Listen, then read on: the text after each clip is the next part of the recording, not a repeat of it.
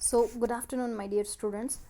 We had actually left our session for the first chapter itself, that is accounting for not for profit organization. So, to revise once, not for profit organizations are the organizations which are established for the purpose of serving the society and its members and not to earn profit. Their objective is not to earn the profit, rather, their objective is to serve the society and the members. And with such objective, they will never ever earn profit. But those organizations are supposed to run. So, not for profit organizations prepare balance sheet for ascertaining the financial position of the organization. As we all know, not for profit organizations will first prepare receipts and payments account, which is almost similar to their cash book, and next they are going to prepare income and expenditure account, and the last concept what they are going to prepare in their financial statements or to ascertain their financial position is the balance sheet. So this balance sheet shows assets and liabilities at the end of the accounting year. Assets are shown on the right hand side and the liabilities on the left hand side, as we have already in the PUC first year studied how to prepare balance sheet, but this balance sheet will be quite different. A small difference is there in this balance sheet of not for profit organization. You have learned to prepare balance sheet of profit organizations, profitable organizations. So coming to the third point, it says there will be a capital fund or general fund in place of capital, and the surplus or deficit as per income and expenditure account shall be added or deducted to this fund.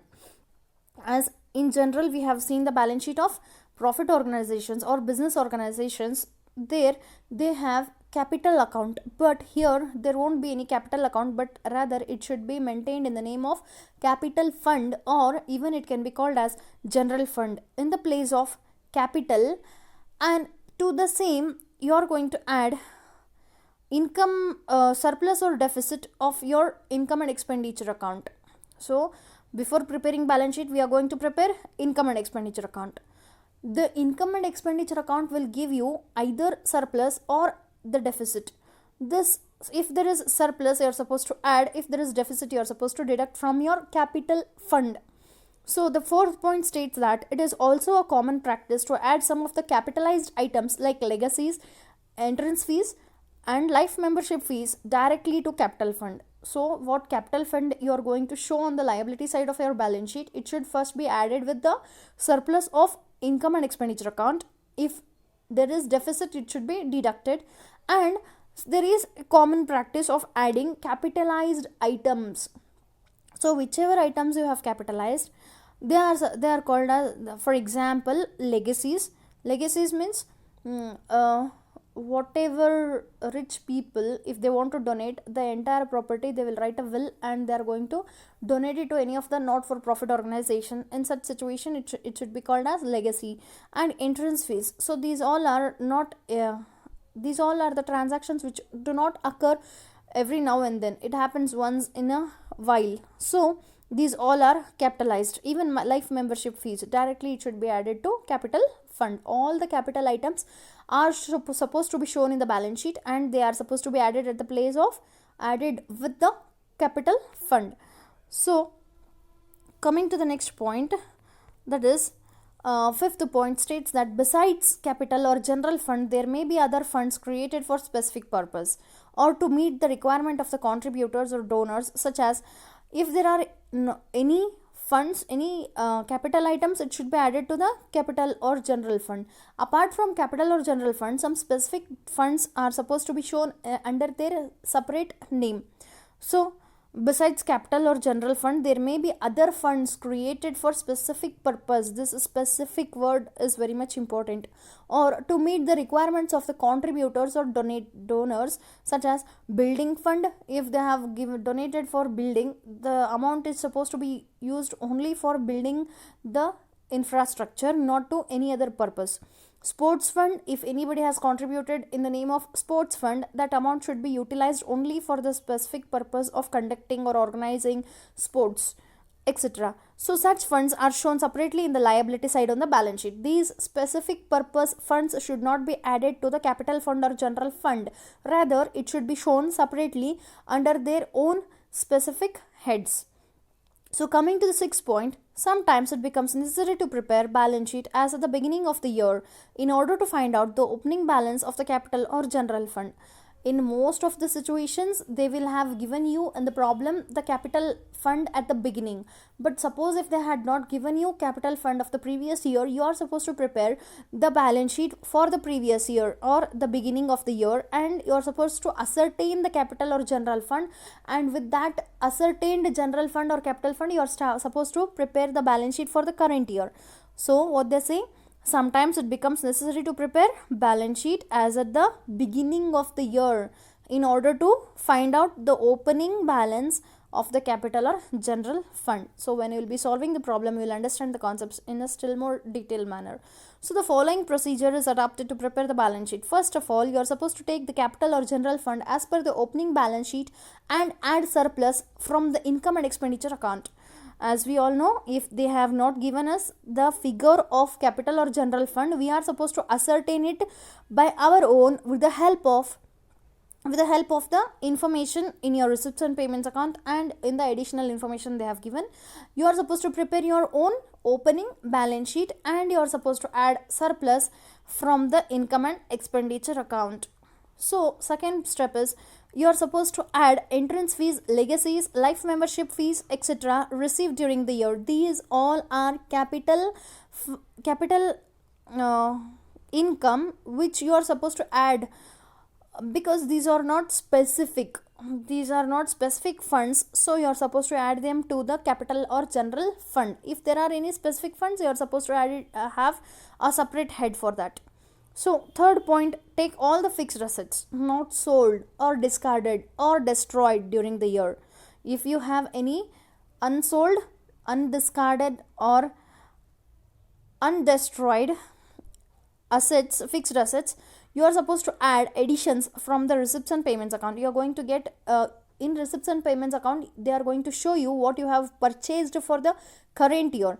So unsold means for the previous year, if you have any fixed assets that you are supposed to take, and you are supposed to add additions during the year after charging depreciation as per the income and expenditure account, and then show them on the asset side. Later you are supposed to show it on the asset side. The asset side balance shows the current or closing balance of your fixed assets.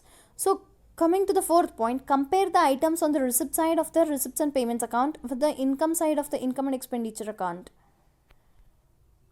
And you are supposed to compare the items. So this is to ascertain the amounts of subscriptions due but not yet received, and incomes received in advance, sale of fixed assets made during the year, items to be capitalized. So those, that is taken directly to the balance sheet. Any items which are supposed to be directly taken to the balance sheet are supposed to ascertain by comparing your receipts and payments account and the balance sheet. Example, legacies, interest on specific fund investment, and so on.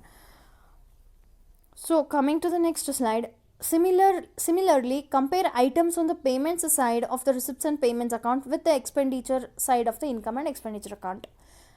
Payment side as well as expenditure side of income and expenditure account has to be studied, and you are supposed to find out if there is any outstanding expenses, if there is any prepaid expenses, or if there is any purchase of fixed assets during the year, depreciation on the fixed assets, stock of consumable items like stationery in hand, closing balance of cash in hand, cash at bank, and so on.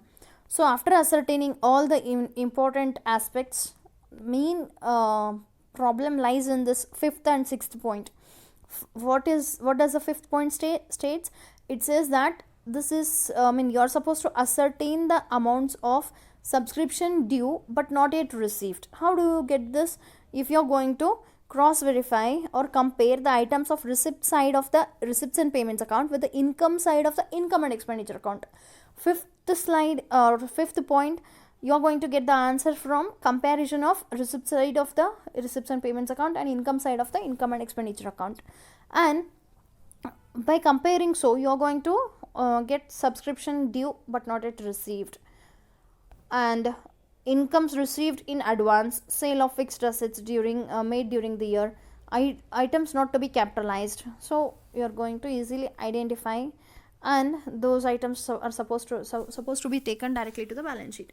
Coming to the sixth point, similarly compare items on the payment side of the receipts and payments account with the expenditure side of the income and expenditure account. This is to ascertain if there are any outstanding expenses, prepaid expenses, purchase of fixed assets. There you had written as sale of fixed assets. Here it is purchase of fixed assets during the year, depreciation on the fixed assets, stock of consumable items like stationery in hand, closing balance of cash in hand and cash at bank, and so on. So coming to the next point,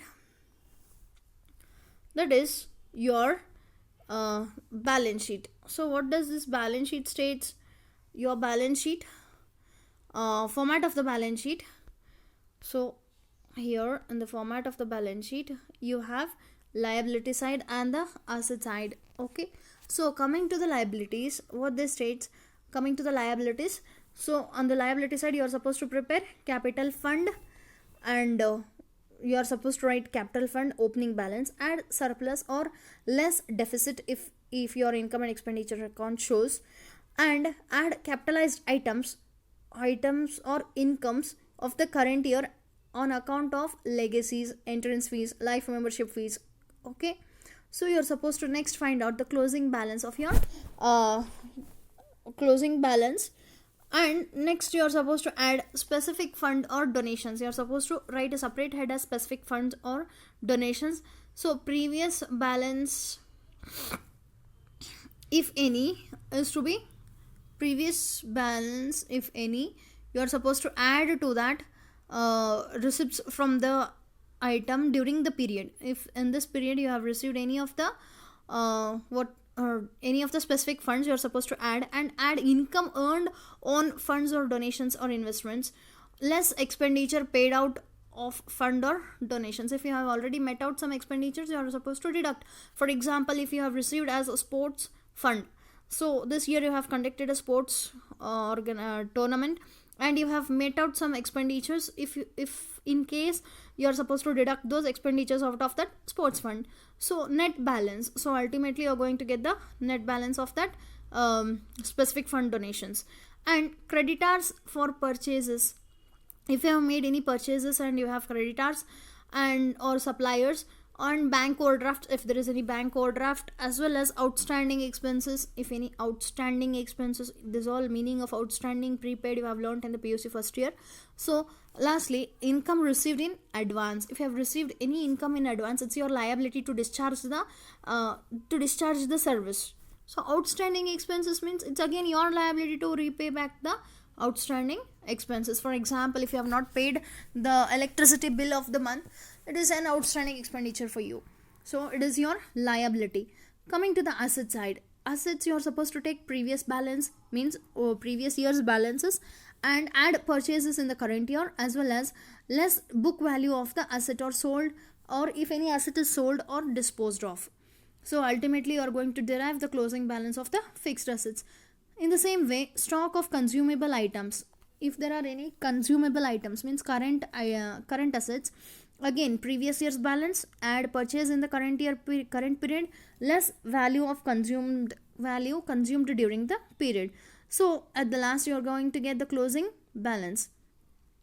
And at last, cash in hand or cash at bank or outstanding incomes. Outstanding incomes means you are supposed to receive some money from somebody, so if they have not yet paid you and they are yet to pay, it is an income for you, so it is an asset. Prepaid expenses, if telephone bill of the next year or the next month, if you have paid in advance, it is your prepaid expenditure and it is an asset for you. So again, the balance sheet is very simple. While solving the problem, you'll understand it in a detailed manner. So at last, everything is easy when you are busy, but nothing is easy when you are lazy. So don't become lazy and try to be as fast as possible and to learn more and more things, because life is too short. So the same is going to be continued. Stay home, stay safe, stay strong.